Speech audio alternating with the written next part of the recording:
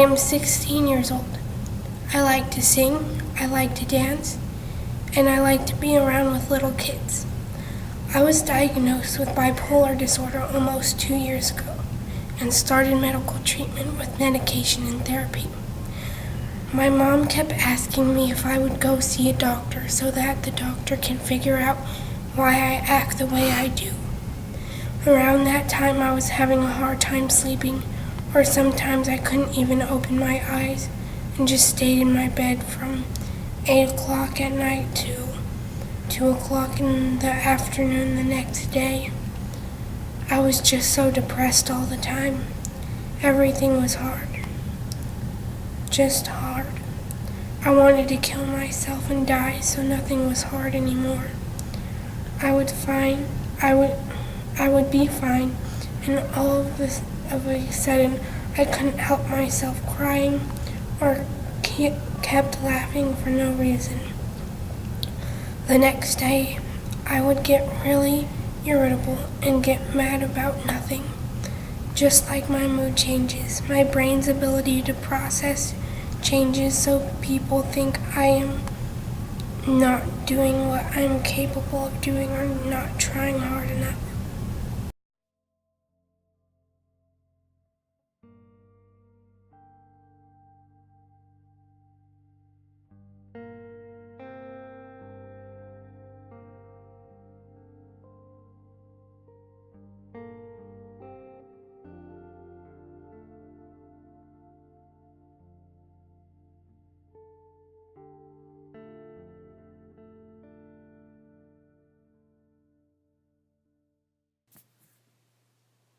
I am interviewing a mother who has a child who is suffering from mental illness. How hard was it for you when you found out that your child had a mental illness?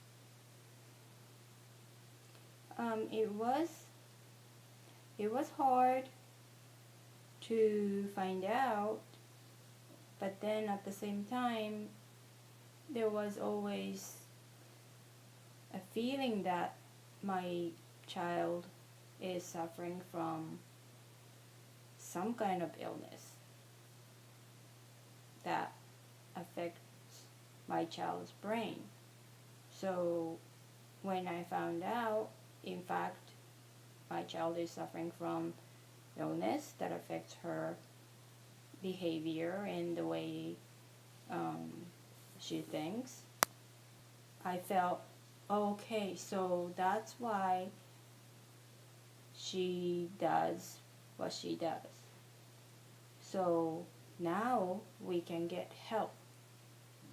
So it wasn't all negative. I had the positive feeling that, okay, now we can get help and she's going to get better. How do you feel with your child suffering from a mental disorder? It is hard. It is tough because as a mother, all I want is for my children to be healthy, physically and mentally. And it's not easy to see my daughter having rough time at times, but again, I know she will get better. It takes time. We have to be patient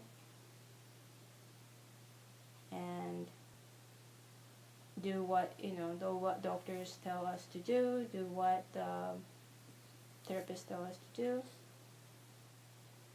That's all we can do. How do you feel about your sibling suffering with mental illness? It isn't an easy thing to see it happen, as anyone with a sibling suffering from a physical illness or disability would say. It's hard because you want to take away the pain, but there isn't much you can do. My biggest sadness is a stigma surrounding mental illnesses.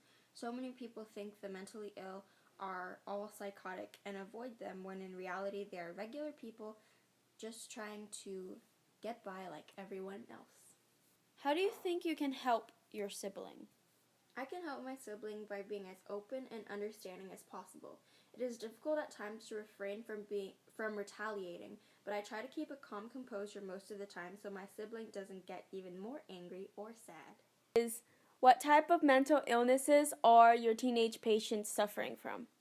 It's a wide range, but I think probably most often it's going to be depression or anxiety. What do you focus on when working with your patients? Well,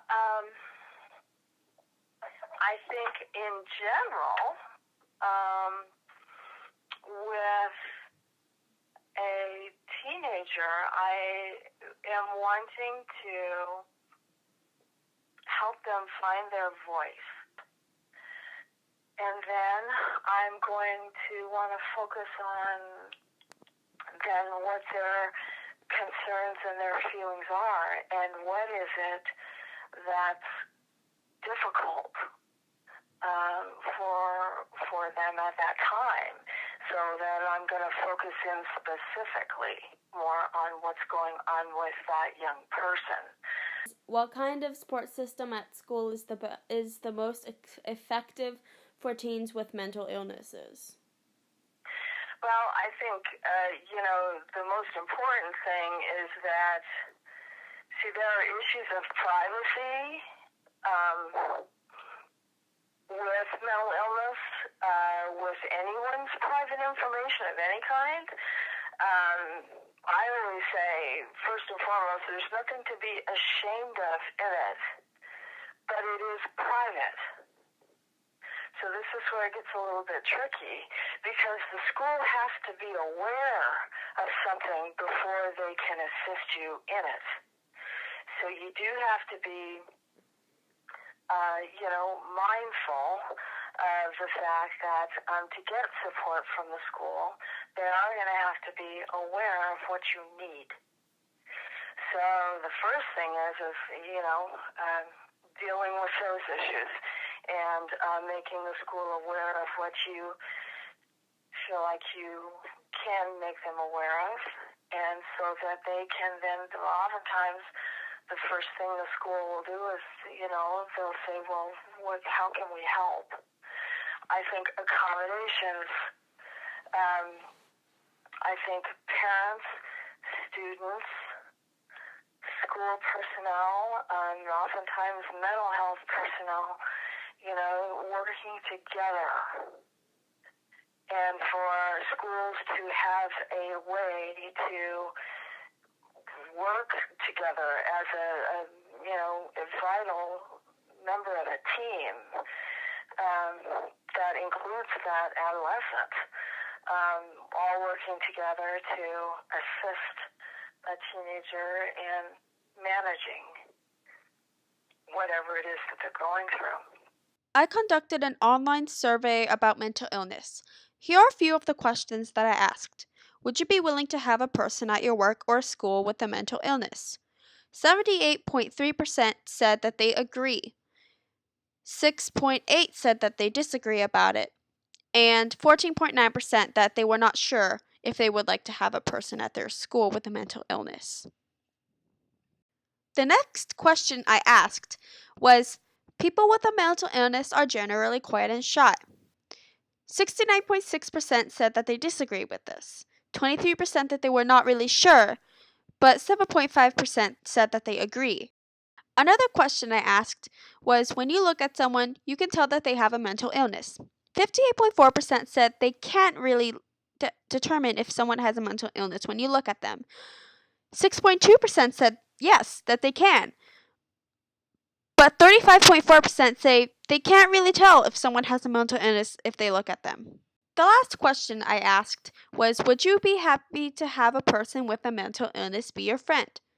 86.9% said yes, but 13.1% said no, they would not like to have a friend with a mental illness be their friend.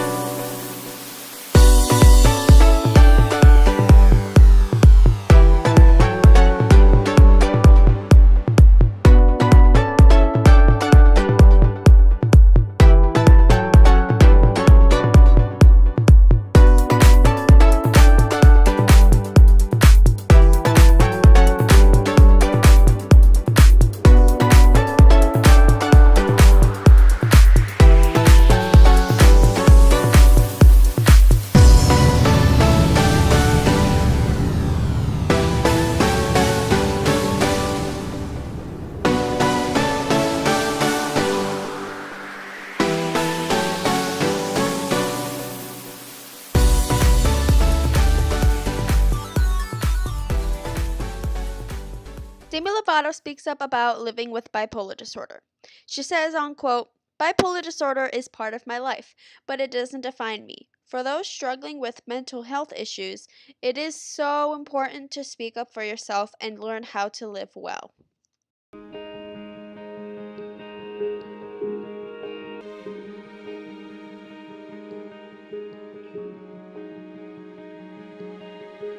You wouldn't think that a show about teenage suicide and depression and anxiety and social media would combine to make a beautiful Broadway musical, but it has. Evan Hansen is a senior in high school, and he struggles with anxiety. It's about the need to be seen and understood. You will be found, so let the sun